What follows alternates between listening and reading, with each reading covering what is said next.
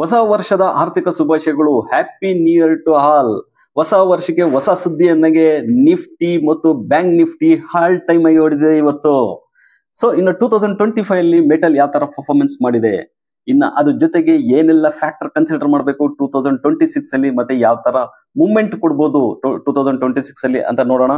ಅದ್ರ ಜೊತೆಗೆ Nifty last 1 year ಇಂದ ಯಾವ ತರ ಮೂವ್ಮೆಂಟ್ಸ್ ಕೊಟ್ಟಿದೆ, ಸೊ ಕಮಿಂಗ್ ಡೇಸ್ ಅಲ್ಲಿ ಯಾವ ತರ ಮೂವ್ಮೆಂಟ್ಸ್ ಕೊಡುತ್ತೆ, ಗ್ಲೋಬಲ್ ಮಾರ್ಕೆಟ್ಗೆ ಕಂಪ್ಯಾರಿಸನ್ ಮಾಡಿದ್ರೆ ನಿಫ್ಟಿ ಯಾವ ತರ ಪರ್ಫಾರ್ಮೆನ್ಸ್ ಕೊಟ್ಟಿದೆ, ಅದರಲ್ಲಿ ಯಾರು ಹೆಚ್ಚಿಗೆ ಲಾಭ ಮಾಡಿದ್ದಾರೆ, ಪ್ರಾಫಿಟ್ ಮಾಡಿದ್ದಾರೆ, ಯಾವ್ಯಾವ ಕಂಪ್ನಿಗಳು ಲಾಸ್ ಅಲ್ಲಿ ಇದಾವೆ, ಯಾವ ಕಂಪ್ನಿಗಳು ಸ್ಟೇ ಆಗಿದ್ದಾವೆ ಅಂತ ನೋಡ್ತಾ, ಅದ್ರ ಜೊತೆಗೆ ಮಿಡ್ ಕ್ಯಾಪ್ಸ್ ಯಾವ ತರ ರ್ಯಾಲಿ ಕೊಟ್ಟಿದ್ದಾವೆ ಅಂತ ನೋಡ್ತಾ, ಕಮಿಂಗ್ ಡೇಸ್ ಅಲ್ಲಿ ಬಿಗ್ ಇವೆಂಟ್ಸ್ ಇದಾವೆ, ಆ ಬಿಗ್ ಇವೆಂಟ್ಸ್ ಎಲ್ಲ ಏನಿದಾವೆ, ಆ ಬಿಗ್ ಇವೆಂಟ್ಸ್ ಇಂದ ಮಾರ್ಕೆಟ್ ಯಾವ ತರ ರಿಯಾಕ್ಷನ್ ಆಗುತ್ತೆ ಅಂತ ತಿಳ್ಕೊಂತ, ಇನ್ನು ಗ್ಲೋಬಲ್ ಮಾರ್ಕೆಟ್ ಮೂವ್ ಆಗೋದಕ್ಕೆ ಮೈನ್ ರೀಸನ್ ಏನು ಅಂತ ತಿಳ್ಕೊಂತ, ಅದರ ಜೊತೆಗೆ ಗ್ಲೋಬಲಿ ಓವರ್ ನ ತಿಳ್ಕೊಂತ, ಕಮಿಂಗ್ ಡೇಸ್ ಅಲ್ಲಿ ಜಿಯೋ ಪೊಲಿಟಿಕಲ್ ಟೆನ್ಷನ್ಸ್ ಏನಿರ್ತವೆ ಅಂತ ನೋಡ್ತಾ ಈ ವಿಡಿಯೋನ ಅನಾಲಿಸಿಸ್ ನ ಕಂಪ್ಲೀಟ್ ಮಾಡೋಣ. ಈ ವಿಡಿಯೋ ಕಂಪ್ಲೀಟ್ ಆಗಿ ನೋಡಿ. ಮಿಸ್ಟರ್ ಪ್ರಾಫಿಟ್ ಕನ್ನಡ ಯೂಟ್ಯೂಬ್ ಚಾನೆಲ್ಗೆ ಸ್ವಾಗತ. ನಿಫ್ಟಿ ಈ ವೀಕ್ ಅಲ್ಲಿ 274 ಪಾಯಿಂಟ್ಸ್ ಗೇನ್ ಆಗ್ಬಿಟ್ಟು 26,300 ಎಬೋ ಅಂದ್ರೆ ಆಲ್ ಟೈಮ್ ಅಲ್ಲೇ ಕ್ಲೋಸ್ ಆಗಿದೆ. ಇನ್ನ ಜಪಾನ್ ಮಾರ್ಕೆಟ್ ನೋಡೋದಾದ್ರೆ 136 ಪಾಯಿಂಟ್ಸ್ ಲೂಸ್ ಆಗ್ಬಿಟ್ಟು ಎಬೋ 50,000 ಅಲ್ಲೇ ಕ್ಲೋಸ್ ಆಗಿದೆ. ಇನ್ನ ಅಮೆರಿಕದ ಡೌ ಜೋನ್ಸ್ ಮಾರ್ಕೆಟ್ ನೋಡೋದಾದ್ರೆ 361 ಪಾಯಿಂಟ್ಸ್ ಡೌನ್ ಆಗ್ಬಿಟ್ಟು 48,000 ಎಬೋ ಕ್ಲೋಸ್ ಆಗಿದೆ.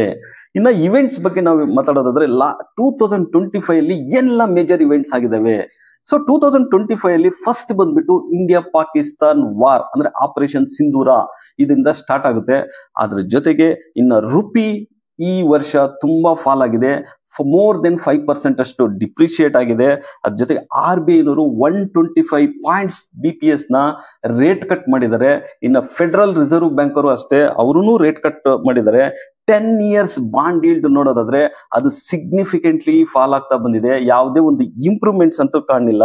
ಇನ್ನು GST ನೋಡೋದಾದ್ರೆ ದೊಡ್ಡ ಒಂದು ರಿಫಾರ್ಮ್ಸೇ ತಂದಿದ್ದಾರೆ 2025 ಅಲ್ಲಿ. ಅದ್ರ ಜೊತೆಗೆ ನಮ್ಗೆ ಮೇನ್ ಹೊಡೆತ ಕೊಟ್ಟಿರೋದಂದ್ರೆ ಇನ್ನು ಟ್ಯಾರಿಫ್ ರಿಲೇಟೆಡ್ ಆದ್ರೆ ಟ್ಯಾರಿಫ್ ಇಂದ ನಮ್ಗೆ ಮೇನ್ ಹೊಡೆತ ಆಗಿದೆ. ಇನ್ನು gold and silver precious metal ಅಲ್ಲಿ ಹೇಳೋದಾದ್ರೆ ಗೋಲ್ಡ್ ಅಂಡ್ ಸಿಲ್ವರ್ ಕಾಪರ್ ಇವೆಲ್ಲ ಆಲ್ ಟೈಮ್ ಅಲ್ಲೇ ಟ್ರೇಡ್ ಆಗ್ತಾ ಇದಾವೆ, ಕಂಟಿನ್ಯೂಸ್ ರ್ಯಾಲಿಯನ್ನು ಕೊಡ್ತಾ ಬಂದಿದಾವೆ. ಇದ್ರ ಜೊತೆಗೆ GDP ರೇಟ್ ನಮ್ಮದು ತುಂಬಾ ಎಕ್ಸೆಪ್ಷನಲ್ ಇದೆ ಅಂತಾನೆ ಹೇಳ್ಬೋದು. ಇನ್ನು ಇಂಡಿಯನ್ ರೇಟಿಂಗ್ ಏಜೆನ್ಸಿ ಯಾವ ಇದಾವೆ ಗ್ಲೋಬಲ್ ಏಜೆನ್ಸೀಸ್ ಅವೆಲ್ಲ ಇಂಡಿಯನ್ ಮಾರ್ಕೆಟ್ಗೆ ಗುಡ್ ರೇಟಿಂಗ್ಸ್ ಕೊಟ್ಟಿದಾವ ಅಂತ ಹೇಳ್ಬೋದು. ಇನ್ನು ನಿಫ್ಟಿ ಪ್ರಿಡಿಕ್ಟ್ ಮಾಡೋದಾದ್ರೆ JP ಮಾರ್ಗನ್ ಆಗ್ಬೋದು, ಗೋಲ್ಡ್ಮನ್ ಸ್ಯಾಕ್ ಆಗ್ಬೋದು, ಇಲ್ಲ ರೋಹಿತ್ ಶ್ರೀವಾಸ್ತವ್ ಆಗಿರ್ಬೋದು, ಅವರೆಲ್ಲ 29,000 30,000 ಅಂಡ್ 33,000 ಟಾರ್ಗೆಟ್ ಕೊಡ್ತಾ ಇದ್ದಾರೆ. ಸೊ ಈ ಎಲ್ಲ ಪಾಯಿಂಟ್ಸ್ ಏನಿದೆ ಇವೆಲ್ಲ ಪಾಯಿಂಟ್ಸ್ ಒಟ್ಟುಗೂಡ್ಸ್ ನೋಡಿದ್ರೆ ಇವೆಲ್ಲನೂ ನಮ್ಮ ಇಂಡಿಯನ್ ಮಾರ್ಕೆಟ್ ಅಲ್ಲಿ ಇವೆಂಟ್ಸ್ ಆಗಿದ್ದಾವೆ, ಗುಡ್ ಆರ್ ಬ್ಯಾಡ್. ಸೊ ಇವೆಲ್ಲ ಇದರಿಂದ ಮಾರ್ಕೆಟ್ ಏನಾಯ್ತು ಅನ್ನೋದು, ಮಾರ್ಕೆಟು ಅಷ್ಟೇ ನಮ್ಮ ಇಂಡಿಯನ್ ಮಾರ್ಕೆಟ್ 21,800 ಇಂದ ಈಗ 26,300 ವರೆಗೂ ಒಂದು ಬಿಗ್ ಮೂವ್ಮೆಂಟ್ ಅಂತೂ ಕೊಟ್ಟಿದೆ. ಆದ್ರೆ ಲಾಸ್ಟ್ ಕಂಪ್ಯಾರಿಸನ್ 1 ಇಯರ್ ಅಲ್ಲಿ ಕಂಪ್ಯಾರಿಸನ್ ಮಾಡಿದ್ರೆ ಮಾರ್ಕೆಟ್ ನಮ್ಗೆ 10% ಅಷ್ಟು ರಿಟರ್ನ್ ಕೊಟ್ಟಿದೆ ಅಂತಾನೆ ಹೇಳ್ಬೋದು. ಇದೆಲ್ಲ ಬಂದ್ಬಿಟ್ಟು ಇವೆಂಟ್ಸ್. ಆದ್ರೆ ಇನ್ನು ನೆಕ್ಸ್ಟ್ ಬಂದ್ಬಿಟ್ಟು ನಾವು ನೋಡ್ಬೇಕಾಗಿರೋದು ನಿಫ್ಟಿ ಲಾಸ್ಟ್ 1 ಇಯರ್ ಅಲ್ಲಿ ಈಗ ನಿಫ್ಟಿ ಮತ್ತು ಸೆನ್ಸೆಕ್ಸ್ ಎರಡು ನೋಡಿದ್ರೆ ಲಾಸ್ಟ್ 1 ಇಯರ್ ಅಲ್ಲಿ ನಮ್ಗೆ 10% ಅಷ್ಟು ರಿಟರ್ನ್ ಕೊಟ್ಟಿದೆ.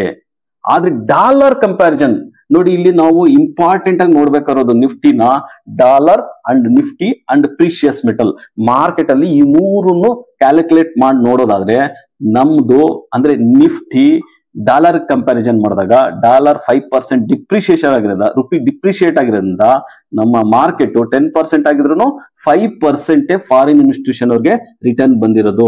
ಯಾಕಂದ್ರೆ ಅವರು ಡಾಲರ್ ಅಲ್ಲಿ ತಂದು ಇನ್ವೆಸ್ಟ್ ಮಾಡ್ಬಿಟ್ಟು ಮತ್ತೆ ಎಗೇನ್ ಅವರು ಡಾಲರ್ ಅಲ್ಲೇ ತಗೊಂಡಾಗ ಕ್ಯಾಲ್ಕುಲೇಷನ್ ಮಾಡಿದ್ರೆ ಓವರ್ ಆಲ್ ಆಗಿ ಬರೀ 10% ಅಷ್ಟೇ ಗೇನ್ ಆಗಿದೆ ಅಂತ ಹೇಳ್ಬೋದು. ಸೊ ನಿಫ್ಟಿ ಓವರ್ ಆಲ್ ಆಗಿ ನಾವು ಪ್ರೀವಿಯಸ್ ವೀಕ್ ಅಲ್ಲಿ ಮಾತಾಡ್ಕೊಂತ ಇದ್ವಿ, ಏನು ಪ್ರೈಸ್ ಆಕ್ಷನ್ ಬಗ್ಗೆ ಕ್ಲಿಯರ್ ಕಟ್ ಆಗಿ ಮಾತಾಡ್ಕೊಂತ ಇದ್ವಿ. ನೋಡಿ ಈ ಚಾರ್ಟ್ ಅಲ್ಲಿ ಪ್ರೈಸ್ ಆಕ್ಷನ್ ಏನಿತ್ತು, ಪ್ರೈಸ್ ಆಕ್ಷನ್ ಅಲ್ಲಿ ಯಾವಾಗ ಬ್ರೇಕ್ ಆಯ್ತೋ ನೋಡಿ ಈ ಸ್ಲೈಡ್ಸ್ ಅಲ್ಲಿ ಲೋಯರ್ ಐ ಯಾವಾಗ ಬ್ರೇಕ್ ಆಯ್ತೋ ಆಗ ರ್ಯಾಲಿ ಸ್ಟಾರ್ಟ್ ಆಗುತ್ತೆ ಅಂತ. Exactly as per price action ಪ್ರಕಾರ ಈ ವಾರದಲ್ಲಿ ಆಲ್ ಟೈಮ್ ಹೈ ಹೊಡೆದಿದೆ ನಿಫ್ಟಿ. ಸೊ ನಿಫ್ಟಿ 2025 ಅಲ್ಲಿ ಏನೆಲ್ಲ ಗೇನ್ ಆಯ್ತು, ಔಟ್ ಆಫ್ 50 ಸ್ಟಾಕ್ಸ್ ಅಲ್ಲಿ 31 ಸ್ಟಾಕ್ಸ್ ಅಂತೂ ಪಾಸಿಟಿವ್ ಅಲ್ಲಿ ಟ್ರೇಡ್ ಆಗಿದ್ದಾವೆ. 1 to 70% ವರೆಗೂ ರಿಟರ್ನ್ಸ್ ಕೊಟ್ಟಿದ್ದೇವೆ. ಮೇನ್ ಆಗಿ ಕೊಟ್ಟಿರೋದು ಅಂದ್ರೆ ಶ್ರೀರಾಮ್ ಫೈನಾನ್ಸ್ 2025 ಅಲ್ಲಿ ನಿಫ್ಟಿ 50 ಅಲ್ಲಿ ಶ್ರೀರಾಮ್ ಫೈನಾನ್ಸ್ ಇರ್ಬೋದು, ಇಲ್ಲ ಮಾರುತಿ ಸುಜುಕಿ ಇರ್ಬೋದು, ಐಚಾ ಮೋಟಾರ್ಸ್ ಇರ್ಬೋದು, ಇಂಡಾಲ್ಕೋ ಇರ್ಬೋದು, SBI ಲೈಫ್ ಇರ್ಬೋದು, ಮತ್ತೆ ಬಜಾಜ್ ಫೈನಾನ್ಸ್, ಇವೆಲ್ಲ ಬಂದ್ಬಿಟ್ಟು ಟಾಪ್ ಗೇನರ್ಸ್ ಅಲ್ಲಿ ಇದಾವೆ. ಇನ್ನು ಮೇನ್ ಲೂಸ್ ಆಗಿರೋದಂದ್ರೆ ಮೀಡಿಯಾ ಮತ್ತು IT ಸೆಕ್ಟರ್, ರಿಯಾಲಿಟಿ ಸೆಕ್ಟರ್, ಇವೆಲ್ಲ ಲೂಸಿಂಗ್ ಲಿಸ್ಟ್ ಅಲ್ಲೇ ಇದಾವೆ. ಸೊ ಇದರಲ್ಲಿ ಮುಖ್ಯವಾಗಿ ಹೇಳೋದಾದ್ರೆ ಮಿಡ್ ಕ್ಯಾಪ್ ನಿಫ್ಟಿ ಅಂತ ಮಿಡ್ ಕ್ಯಾಪ್ ಅಲ್ಲಿ ತಗೊಂಡ್ರೆ ಒಳ್ಳೆ ಪರ್ಫಾರ್ಮೆನ್ಸ್ ಮಾಡಿರೋದು 2025 ಅಂದ್ರೆ L&T finance, AB capital, RBL bank, Laurus, MCX, Muthoot, ಇವೆಲ್ಲ ಬಂದ್ಬಿಟ್ಟು ಟಾಪ್ ಗೇನರ್ಸ್ ಅಲ್ಲಿ ಇದಾವೆ ಅಂತಾನೆ ಹೇಳ್ಬೋದು. ಸೊ ಇನ್ನು ನಿಫ್ಟಿ ನಾವು ಮಾತಾಡ್ಕೊಳ್ಳೋದಾದ್ರೆ ಆಲ್ರೆಡಿ ನಾವು ಡಿಸ್ಕಸ್ ಮಾಡ್ದಂಗೆ ಪ್ರೈಸ್ ಆಕ್ಷನ್ ಅಲ್ಲಿ ಮೂವ್ಮೆಂಟ್ ಕೊಟ್ಟು ಇವತ್ತು ಆಲ್ ಟೈಮ್ ಹಿಡಿದಿದೆ. ಇನ್ನು ನೆಕ್ಸ್ಟ್ ಕಮಿಂಗ್ ಡೇಸ್ ಅಲ್ಲಿ ಯಾವ ತರ ಮೂವ್ಮೆಂಟ್ ಕೊಡುತ್ತೆ. ಸೊ ಕಮಿಂಗ್ ಡೇಸ್ ಅಲ್ಲಿ ಇವೆಂಟ್ಸ್ ಇದಾವೆ. ಆ ಇವೆಂಟ್ಸ್ ಎಲ್ಲ ನಮ್ಗೆ ಫೇವರ್ ಆಗಿದ್ರೆ yes exactly Nifty coming days ಅಲ್ಲಿ ರ್ಯಾಲಿ ಸಾಧ್ಯತೆ ಹೆಚ್ಚಾಗಿರುತ್ತೆ ಅಂತಾನೆ ಹೇಳ್ಬೋದು. ಒಂದು tariff, next budget, next elections ಅಂತ ಈ ತರ ಕಮಿಂಗ್ ಡೇಸ್ ಅಲ್ಲಿ ಅದು ನೆಕ್ಸ್ಟ್ ನೋಡೋಣ. ಇವೆಲ್ಲ ಕಮಿಂಗ್ ಡೇಸ್ ಅಲ್ಲಿ ನೋಡೋದಾದ್ರೆ ನಿಫ್ಟಿ ರ್ಯಾಲಿ ಆಲ್ರೆಡಿ ಸ್ಟಾರ್ಟ್ ಆಗಿದೆ ಅಂತ ಹೇಳ್ಬೋದು. ನಿಫ್ಟಿಗೆ ಮೇನ್ ನೋಡಿ, ಈ ವರ್ಷ ಫಾರಿನ್ ಇನ್ವೆಸ್ಟಿಷನ್ ಅವರು ನಿಫ್ಟಿಯಲ್ಲಿ 3,06,419 crores ನ ಸೆಲ್ ಮಾಡಿದಾರೆ ನೆಟ್ ಆಗಿ. ಅದನ್ನೆಲ್ಲ ಕಾಪಾಡ್ಕೊ ಬಂದಿರೋದು ಯಾರು? Retailer and mutual funds investors ಇಂಡಿಯಾದಲ್ಲಿ DIIs. ಅವರು 7,88,000 crores ಅಷ್ಟು ಬೈಯಿಂಗ್ ಇದಕ್ಕೆ ನಿಫ್ಟಿ ಅಲ್ಲೇ ಸ್ಟೇಬಲ್ ಆಗಿದೆ ಅಂತ ಹೇಳ್ಬೋದು. ಇಲ್ಲ ಅಂದ್ರೆ ಇದೇ ತರ ಫಾರಿನ್ ಇನ್ವೆಸ್ಟರ್ಸ್ ಸೆಲ್ ಮಾಡೋ ಟೈಮಲ್ಲಿ ನಿಫ್ಟಿ ತುಂಬಾ ವಾಲೆಟೈಲ್ ನೋಡೋದು. ಆದ್ರೆ ಈ ಸರಿ ಸ್ಟೇಬಲ್ ಆಗಿ ಅಲ್ಲೇ ಇರೋದಕ್ಕೆ, ನಿಯರ್ ಆಲ್ ಟೈಮ್ ಅಲ್ಲಿ ಇರೋದಕ್ಕೆ ಮೇನ್ ರೀಸನ್ಸ್ ಡೊಮೆಸ್ಟಿಕ್ ಇನ್ವೆಸ್ಟರ್ ಅಂತಾನೆ ಹೇಳ್ಬೋದು. ಸೊ ಇದು ಮುಖ್ಯವಾಗಿ ಇನ್ನು ಮುಂದೆ ಕಮಿಂಗ್ ಡೇಸ್ ಅಲ್ಲಿ ನಿಫ್ಟಿ ರ್ಯಾಲಿ ಆಗೋ ಸಾಧ್ಯತೆ ಹೆಚ್ಚಾಗಿದೆ ಅಂತಾನೆ ನೋಡ್ಬೋದು. ಸೊ ಓವರ್ ಆಲ್ ಇಯರ್ ಅಲ್ಲಿ ನೋಡೋದಾದ್ರೆ ಫಸ್ಟ್ ಹೇಳ್ತಾ ಇರೋದು 29,000 ನಿಫ್ಟಿ. ಎಸ್ ಎಕ್ಸಾಕ್ಟ್ಲಿ ಅದು ಹೋಗೋ ಸಾಧ್ಯತೆ ಹೆಚ್ಚಾಗಿದೆ ಅಂತ ಹೇಳೋದು. ಇನ್ನು 3,000 ಪಾಯಿಂಟ್ ಅಪ್ ಸೈಡ್ ಆದ್ರೆ, ಇನ್ನು ಡೌನ್ ಸೈಡ್ ಆದ್ರೆ over all year at present another 3 months ಅಲ್ಲಿ 24,000 it's a very big support ಅಂತಾನೆ ಹೇಳ್ಬೋದು. ಇನ್ನು ಅದೇ ತರನೇ ನಾವು ಲಾಸ್ಟ್ ವೀಕ್ ಅಲ್ಲಿ ಡಿಸ್ಕಸ್ ಮಾಡ್ದಂಗೆ ಬ್ಯಾಂಕ್ ನಿಫ್ಟಿನೂ ನೋಡೋದಾದ್ರೆ ಈ ಪ್ರೈಸ್ ಆಕ್ಷನ್ ಪ್ರಕಾರ ಏನ್ ಮೂವ್ಮೆಂಟ್ಸ್ ಕೊಡುತ್ತೋ ನೋಡಿ, ಆಲ್ರೆಡಿ ಪ್ರೈಸ್ ಆಕ್ಷನ್ ದಾಟದ ಮೇಲೆ ಆಲ್ ಟೈಮ್ ಹೈ 60,000 ಪ್ಲಸ್ ಅಲ್ಲಿ ಇವತ್ತು ಟ್ರೇಡ್ ಆಗ್ತಾ ಇದೆ bank Nifty. So in coming days ಅಲ್ಲೂ ಅಷ್ಟೇ ಇದು ಅಪ್ರಾಕ್ಸಿಮೇಟ್ಲಿ 72,000 ವರೆಗೂ ಹೋಗುತ್ತೆ ಅಂತ ಟಾರ್ಗೆಟ್ಸ್ ಕೊಡ್ತಾ ಇದ್ದಾರೆ. ಮೆಟಲ್ ಬಗ್ಗೆ ಹೇಳೋದಾದ್ರೆ 2025 ಅಲ್ಲಿ metal main gold, precious metal ಅಂತ ಬಂದಾಗ ಗೋಲ್ಡ್ ಅಂಡ್ ಸಿಲ್ವರ್, ಅದರ್ಸ್ ಅಂತ ಬಂದಾಗ copper. Gold and silver, gold ಅಲ್ಲಿ ಆಲ್ಮೋಸ್ಟ್ 60 to 65% ಅಷ್ಟು 2025 ಅಲ್ಲಿ ರ್ಯಾಲಿ ಕೊಟ್ಟಿದೆ. ಅದೇ ತರ ಸಿಲ್ವರ್ ನೋಡೋದಾದ್ರೆ ಮೋರ್ ದೆನ್ 150% ಅಷ್ಟು ಲಾಸ್ಟ್ ಇಯರ್ ಅಲ್ಲಿ ರ್ಯಾಲಿ ಕೊಟ್ಟಿದೆ.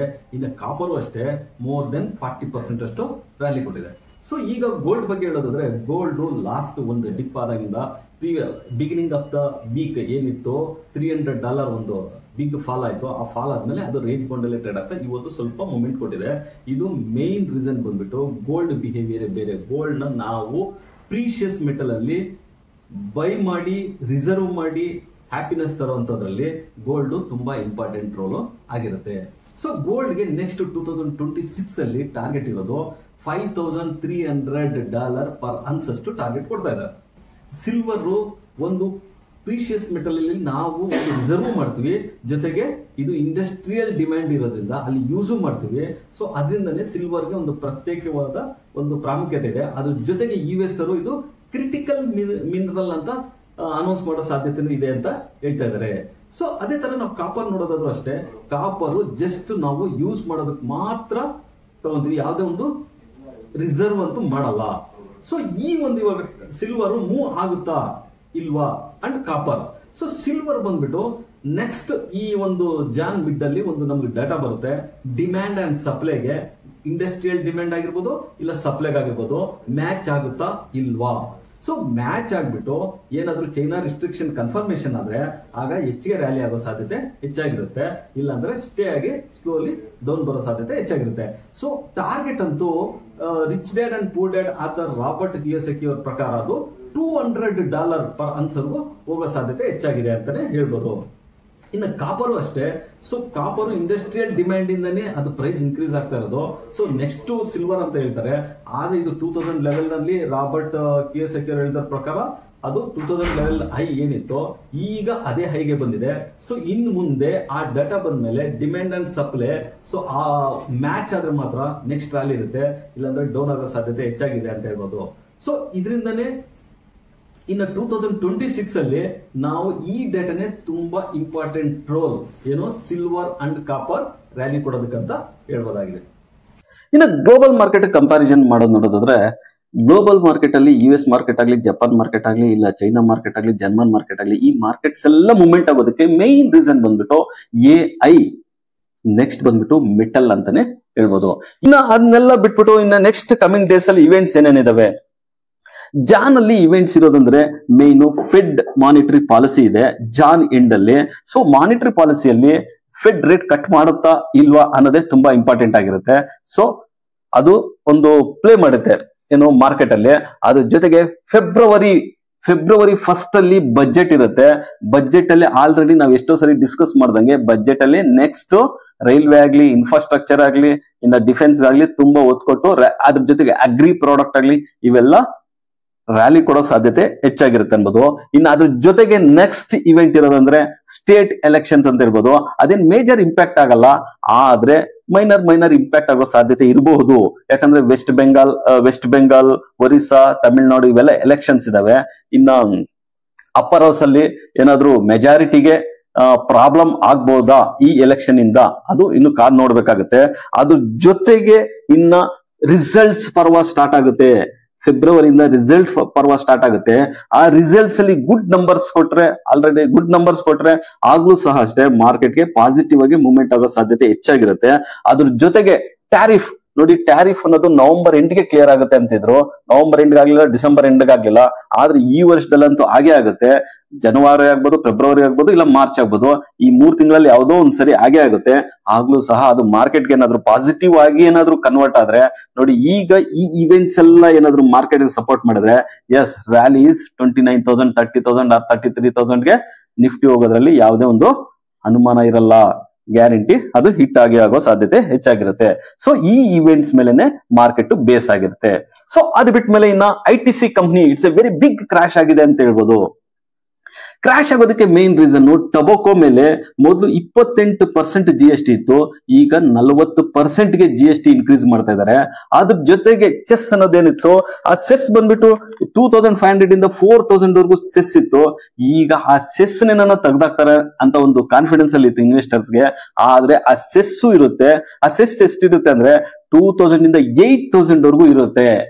ಸೊ ಈ ಎಲ್ಲಾ ಫ್ಯಾಕ್ಟರ್ ಇಂದಾನೆ ಒಂದು ಸ್ಟಿಕ್ ಮೇಲೆ 3 to 4 rupees ಇನ್ಕ್ರೀಸ್ ಆಗೋ ಸಾಧ್ಯತೆ ಹೆಚ್ಚಾಗಿದೆ ಅಂತಾನೆ ಹೇಳ್ತಾ ಇದ್ದಾರೆ. ಸೊ ಇದರಿಂದನೇ ITC ಮತ್ತೆ ಗಾಡ್ಫ್ರೇ 2 ಕಂಪ್ನಿಗಳು ಮೋರ್ ದೆನ್ 15% ಅಷ್ಟು ಫಾಲ್ ಆಗಿದಾವೆ ಲಾಸ್ಟ್ 2 days ಅಲ್ಲಿ. ಸೊ ಈಗ ಒಂದು ಸ್ಮೋಕಿಂಗ್ ಬಗ್ಗೆ ಹೇಳ್ಬೇಕಾದ್ರೆ ಇಂಡಿಯಾದಲ್ಲಿ 10 crore ಪೀಪಲ್ ಸ್ಮೋಕರ್ಸ್ ಇದ್ದಾರೆ ಇಂಡಿಯಾದಲ್ಲಿ. ಸೊ ಈ ಸ್ಮೋಕರ್ಸ್ ಇಂದಾನೆ ರೆವಿನ್ಯೂ ಆಲ್ಮೋಸ್ಟ್ 2,50,000 ಅಷ್ಟು ಬರುತ್ತೆ. ಇಮ್ಯಾಜಿನ್ ಮಾಡ್ಕೊಳ್ಳಿ, ಒಬ್ಬ 4 ಸಿಗರೆಟ್ ತರ ಸೇದಿದ್ರೆ ಆಲ್ಮೋಸ್ಟ್ 2,50,000 crores ಅಷ್ಟು ರೆವಿನ್ಯೂ ಬರುತ್ತೆ ಅಂತ ಹೇಳ್ತಾ ಇದ್ದಾರೆ.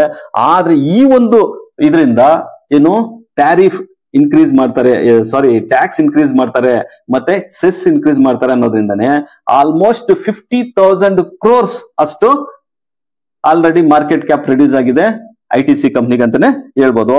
ಇನ್ನು ಅದ್ರ ಜೊತೆಗೆ GST ಕಡಿಮೆ ಮಾಡಿದ್ರು. ಯಾವ್ದ್ರ ಬಗ್ಗೆ, AC ಆಗ್ಲಿ, ರೆಫ್ರಿಜರೇಟರ್ ಆಗ್ಲಿ, ಇದ್ರ ಮೇಲೆಲ್ಲ GST ಕಡಿಮೆ ಆಗಿ 10% ಅಷ್ಟು ಪ್ರೈಸ್ ಕಡಿಮೆ ಆಗಿತ್ತು. ಆದ್ರೆ ಈಗ BEE ನಾರ್ಮ್ಸ್ ಪ್ರಕಾರ, ಅಂದ್ರೆ bureau of efficiency and energy ಪ್ರಕಾರ ಅದು 5 to 10% ಅಷ್ಟು ಇನ್ಕ್ರೀಸ್ ಮಾಡ್ತಾರೆ ಪ್ರೈಸ್. ಏನಕ್ಕಂದ್ರೆ ಅದ್ರ ಎಫಿಷಿಯನ್ಸಿ ಇನ್ಕ್ರೀಸ್ ಮಾಡೋದಕ್ಕೆ ಅಂತ ಹೇಳ್ತಾ ಇದಾರೆ. ಅದ್ರ ಜೊತೆಗೆ ಈಗ ಮೆಟಲ್ ಏನ್ ಹೇಳ್ತಾರೆ, ಕಾಪರ್ ಎಲ್ಲ ರೈಸ್ ಆಗ್ತಾ ಇರೋದಕ್ಕೆ ಪ್ರೈಸ್ ಜಾಸ್ತಿ ಆಗುತ್ತೆ. ಸೊ ಇದರಿಂದ ಆಲ್ಮೋಸ್ಟ್ 10 to 15 ಅಷ್ಟು ಪ್ರೈಸ್ ಜಾಸ್ತಿ ಆಗೋ ಸಾಧ್ಯತೆ ಹೆಚ್ಚಾಗಿದೆ ಅಂತ ಹೇಳ್ಬೋದು. ಅಂದ್ರೆ GST ಏನಿತ್ತು ಪ್ರೀವಿಯಸ್ಲಿ GST ಕಡಿಮೆ ಮಾಡಿದ್ರು ನೆಕ್ಸ್ಟ್ ಪ್ರೈಸ್ ಇನ್ಕ್ರೀಸ್ ಆಗಿ ಆ GST ಗಿಂತ ಜಾಸ್ತಿ ಆಗೋ ಸಾಧ್ಯತೆ ಹೆಚ್ಚಾಗಿದೆ ಅಂತಾನೆ ಹೇಳ್ಬೋದಾಗಿದೆ. ಇಷ್ಟೆಲ್ಲ ಇನ್ಫಾರ್ಮೇಶನ್ ನ ಕಲೆಕ್ಟ್ ಮಾಡಿ ನಮ್ಮ ಟೀಮು ನಿಮ್ ಮುಂದೆ ತಂದಿದ್ದಾರೆ. ಇದು ವ್ಯಾಲ್ಯೂಬಲ್ ಅನ್ಸಿದ್ರೆ ಲೈಕ್ ಮಾಡಿ, ಹಂಗೆ ಕಮೆಂಟ್ ಮಾಡಿ. ಸೊ ನಿಮ್ಗೆ ಏನಾದ್ರೂ ಟಾಪಿಕ್ ಬೇಕಂದ್ರೂ ಸಹ ಕಮೆಂಟ್ ಬಾಕ್ಸ್ ಅಲ್ಲಿ ಕಮೆಂಟ್ ಮಾಡ್ಬಿಟ್ಟು ನಮ್ಮನ್ನ ಕಾಂಟ್ಯಾಕ್ಟ್ ಮಾಡಿ. ಡೆಫಿನೆಟ್ಲಿ ನಿಮ್ಗೆ ಅದನ್ನ ತಲುಪಿಸೋದಕ್ಕೆ ಪ್ರಯತ್ನ ಪಡ್ತೀವಿ. ಇನ್ನ ಮರಿದೆ ನಮ್ಮ ಚಾನಲ್ ನ ಶೇರ್ ಮಾಡಿ ಮತ್ತೆ ಸಬ್ಸ್ಕ್ರೈಬ್ ಮಾಡಿ.